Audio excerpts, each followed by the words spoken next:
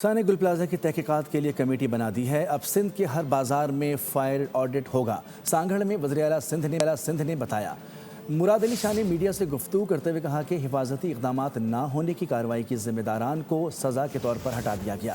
انہوں نے کہا کہ جان کی کوئی قیمت نہیں، مگر جو لوگ جاں بحق ہوئے انہیں 1 کروڑ روپے دے رہے ہیں۔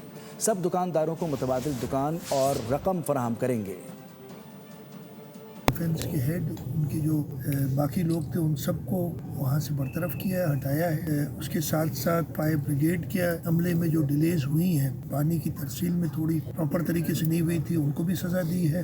جن لوگوں کی جانیں گئی ہیں ان کے لیے جان کی کوئی قیمت نہیں ہوتی، لیکن ان کا دکھ بانٹنے کے لیے ہم نے کہا کہ 1 کروڑ روپیہ ہر اس شخص کی جس کی جان گئی اس کے لواحقین کو کمپنسیشن دی جائے گی۔